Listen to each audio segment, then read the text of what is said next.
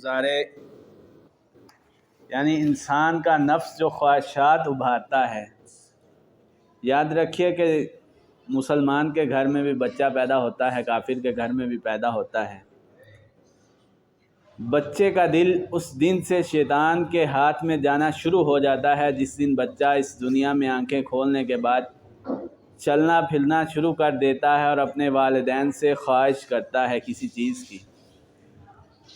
شروع میں تو وہ خواہشات جائز طریقے سے پوری کی جاتی ہیں، جائز خواہشات ہوتی ہیں، لیکن جب والدین کی محبت اور بچے کی ضد بڑھتی چلی جاتی ہے تو کچھ ایسی بھی خواہشات ہوتی ہیں جو ہماری اولاد کو مستقبل میں جا کر بہت نقصان دیتی. شیطان انسان کے دل کے اندر جو سب سے پہلا داغ لگاتا ہے، جو سب سے پہلا حربہ استعمال کرتا ہے، وہ انسانی دل کے اندر خواہش پیدا کرتا ہے. اور وہ خواہش بچپن سے لے کر بڑھاپے تک انسان کے ساتھ ساتھ چلتی ہے، حتیٰ کہ آج کے اس مادی ترقی کا دور جو ہے اس کے اندر ہر بندہ دنیا کے پیچھے ہے، رب کو بھولا ہوا. آپ دیکھتے ہیں کہ بازار کے اندر ہزاروں لوگ چل پھر رہے ہوتے ہیں، نماز کا وقت ہوتا ہے، مسجد میں وہی آتے ہیں جنہیں رب کی توفیق ہوتی ہے، جن کے دل کے اندر ایمان کی رمق ہوتی ہے، وہ لوگ مسجد کے اندر آتے ہیں. اللہ کے رسول علیہ السلام نے فرمایا کہ قیامت کے دن اللہ کی بارگاہ میں 3 لوگ حاضر کیے جائیں گے. ان میں سے ایک قاری ہوگا، دوسرا شہید ہوگا، تیسرا سخی ہوگا. اللہ رب العزت قاری سے پوچھیں گے بتلا تو نے دنیا میں میرے لیے کیا کیا؟ کہے گا اللہ رب العزت میں نے دنیا میں تیرے کتاب کو حفظ کیا اور میں نے لوگوں کو سنایا. اللہ فرمائیں گے کذبتا یا کذبتم، تم نے جھوٹ بولا. تو دنیا میں کتاب اللہ لوگوں کو اچھے انداز میں اس لیے پڑھ کے سناتا تھا کہ لوگ تیری تعریف کریں. تو نے تو لوگوں کے لیے کیا، بتا میرے لیے کیا کیا. شہید کو پوچھیں گے بتا تو نے میرے لیے کیا کیا. اللہ رب العزت سے کہے گا اللہ میں نے تیری راہ میں جان قربان کر دی. اللہ کہیں گے کذبتا، تو نے جھوٹ بولا. تو نے تو دنیا میں جان اس لیے میرے راستے میں گنوا دی کہ لوگ تجھے بہادر کہیں گے، لوگ تیری جرت کو سلام کریں گے. تیسرا بندہ سخی حاضر ہوتا، اللہ رب العزت فرمائیں گے بتا تو نے میرے لیے کیا کیا. کہے گا اللہ میرے پاس مال تھا، میں نے تیری راہ میں لوٹا دیا. اللہ کہیں گے کذبتا، تو نے بھی جھوٹ بولا، تو نے مال اس لیے لوٹایا کہ لوگ تجھے صحیح کہیں گے. لوگ کہیں گے اس کے پاس بہت پیسہ لیکن اللہ کی راہ میں بہت دیتا ہے. تو جو چیز دل کے اندر پیدا ہوتی ہے وہ خواہش نفس ہوتی ہے، اور جو لوگوں کو دکھلانے کے لیے ہم کرتے ہیں اللہ رب العزت کی بارگاہ میں اس نیکی کی بھی کوئی اہمیت نہیں ہے. دنیا کا مال، دنیا کا حسن، دنیا کی کوئی بھی چیز اس کی اللہ کی رب العزت کی بارگاہ میں ویلیو نہیں ہے. اللہ رب العزت فرماتے ہیں انما المؤمنون الذین اذا ذکر اللہ وجلت قلوبہم، کہ مومن وہ ہے کہ جب ان کے سامنے اللہ کا ذکر کیا جاتا ہے تو ان کے دل ڈر جاتے ہیں. اللہ کے رسول علیہ السلام اس آیت کریمہ کی تلاوت فرما رہے تھے. سیدہ فرماتی ہیں، سیدہ عائشہ ام المومنین، اے اللہ کے رسول مومنین کے سامنے نیکی کا ذکر کیا جائے گا اور وہ ڈر جائیں گے. اللہ کے رسول علیہ السلام فرمانے لگے نیکی کا ذکر ہوگا اور وہ اس لیے ڈر جائیں گے کہ نیکی کرتے وقت کہیں ان کے دل میں جو دکھلاوا ہے، دنیا کی چاہت ہے، دنیا کی جاہ ہے، عزت ہے، وہ ان کے دل میں نہ آ جائے اور ان کی وہ کی گئی نیکی اللہ رب العزت قیامت کے دن ان کے منہ پہ دے مارے. مومن کی زندگی تو ایسے ہوتی ہے. اور جب کوئی بھی بندہ اللہ رب العزت سے دل کی پاکیزگی طلب کرتا ہے یا سچے دل سے توبہ کر لیتا ہے، گناہوں سے پاک ہو جاتا ہے، پھر اللہ رب العزت بھی اسے جو مقام دیتے ہیں. اللہ کے رسول علیہ السلام نے ایک واقعہ ذکر کیا حدیث مبارکہ میں، بنی اسرائیل کا ہے، کہ ایک بندے نے 99 قتل کیے. گزرتے ہوئے ایک شخص سے پوچھتا ہے یار میں نے 99 قتل کیے ہیں، بتا میرے لیے معافی ہے، میرے لیے بخشش ہے؟ کہنے لگا تو نے 99 قتل کیے، تیرے لیے کوئی بخشش نہیں ہے. اس نے تلوار نکالی، اسے بھی قتل کر دیا. کہتا جہاں 99 ہو گئے وہاں تو 100 پورا ہو جا، 100 بھی. پھر آگے گیا، آگے جا کر کسی شخص سے پوچھتا ہے بتا یار میں نے 100 قتل کیے ہیں، میرے لیے معافی ہے؟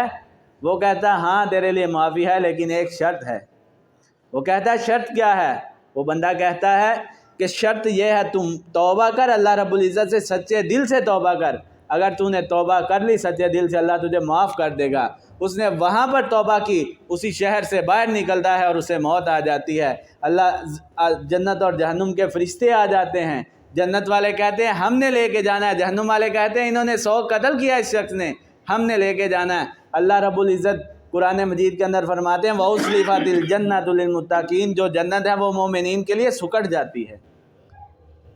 بستی گناہ گاروں کی تھی، باہر نکلا کم فاصلہ اس بستی گناہ گاروں والی کی طرف تھا، زیادہ فاصلہ نیک کاروں کی بستی کی طرف زیادہ فاصلہ تھا، لیکن اللہ رب العزت نے حکم دیا جو زیادہ فاصلہ تھا وہ کم ہو گیا، جو کم تھا وہ زیادہ ہو گیا، اور جنت کے فرشتے اس آدمی کو لے کر جنت میں چلے گئے۔ وجہ کیا ہے؟ سچے دل سے توبہ کی، دل پاک ہو گیا، تزکیہ نفس ہو گیا، تزکیہ نفس ہوا، اللہ رب العزت نے جنت عطا کر دی۔ تو احباب گرامی، اس دنیا کے اندر رہتے ہوئے صرف ایک چیز، آج کفر ہم پہ مسلط ہے، ہم اپنے گھروں کو نہیں چھوڑ سکتے، اپنے بال بچوں کو نہیں چھوڑ سکتے، اپنے مال کو نہیں چھوڑ سکتے۔ فلسطین کے اندر ظلم ہو رہا ہے، وجہ کیا ہے؟ ہمارا تزکیہ نفس نہیں ہے۔ شیطان نے جو خواہشات کا غلبہ ہے وہ انسان کے دل میں اتنا غالب کر دیا ہے کہ انسان کا اپنی چیزوں کو چھوڑنے کو دل نہیں کرتا اور کسی دوسرے کی مدد پہ دل آتا نہیں ہے۔ جب تزکیہ نفس ہوگا، دل میں اللہ کی محبت آ کر بیٹھ جائے گی، دنیا کی محبت نکل جائے گی، پھر اللہ رب العزت بھی ہمارے لیے مقام محمود تیار کر کے رکھیں گے۔ یہی وجہ ہے کہ مکے کے اندر سب سے خوبصورت انسان ابو لہب تھا، لیکن اللہ کے رسول معراج کی رات گئے تو جنت میں قدموں کی آواز سنی تو بلال کی تھی۔ بلال مکے کا سب سے کالا شخص تھا، حبشی تھا نا۔ وجہ کیا تھی کہ بلال کے دل کا تزکیہ تھا، ابو لہب کے دل میں کفر تھا، اور اللہ نے جناب محمد رسول اللہ کو معراج کی رات آسمان نے دنیا سے اٹھایا، معراج کروایا، جنت میں پہنچے، جنت میں قدموں کی آواز سنی، پوچھا یہ آواز کس کی ہے، کس کے قدموں کی ہے؟ تو جبرائیل امین علیہ السلام فرمانے لگے آقا آپ کے غلام بلال کی ہے۔ یہ مقام محمود جو انسان زمین پہ چلے اور اس کے قدموں کی آواز جنت میں پہنچے، یہ انسان کے دل کا تزکیہ ہوگا تو ملے گی۔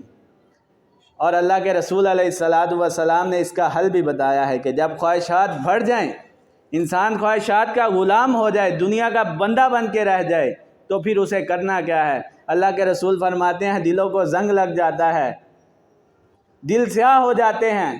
انسان ایک گناہ کرتا ہے، ایک نقطہ دل پہ آتا ہے، توبہ نہیں کرتا، دوسرا گناہ کرتا ہے، توبہ نہیں کرتا، دو آتے ہیں، جیسے جیسے گناہ کرتا جاتا ہے نقطے بڑھتے جاتے ہیں، یہاں تک کہ دل سیاہ ہو جاتا ہے۔ صحابہ نے پوچھا اللہ کے رسول اس کا علاج کیا ہے؟ اللہ کے رسول علیہ السلام فرمانے لگے موت کو یاد کیا کرو۔ جب انسان اپنی موت کو یاد کرتا ہے، اپنی آخرت کو یاد کرتا ہے، تو انسان کے دل سے خواہشات کم ہو جاتی ہیں، انسان کا رجحان دنیا سے ہٹ کر آخرت کی طرف زیادہ ہو جاتا ہے۔ دوسرا علاج اللہ کے رسول علیہ السلام نے بتایا کہ تم تلاوت قرآن کریم کیا کرو۔ قرآن کریم کی تلاوت کرو گے، اللہ کا ذکر کرو گے، تو اللہ تمہارے دل کو روشن کر دیں گے۔ جو گناہوں کی میل کچیل ہے، جو گناہوں کی گندگی ہے، وہ دلوں سے، اس کو اللہ دلوں سے نکال دیں گے، آپ دلوں کو صاف کر دیں گے۔ تو اللہ رب العزت سے دعا ہے کہ اللہ رب العزت ہمارے دلوں کو بھی ویسا ایمان عطا فرمائے اور ہمارے دل کا تزکیہ فرمائے جس طرح اللہ کے رسول علیہ السلام اور آپ کے جناب صحابہ اکرام اور صدیقین شہداء صالحین کا تھا۔ اللہ رب العزت ہمیں صدیقین شہداء اور صالحین کا ساتھ عطا فرمائے۔ ھذا ما عندی واللہ اعلم بالصواب۔ گزارے یعنی انسان کا نفس جو خواہشات ابھارتا ہے، یاد رکھیے کہ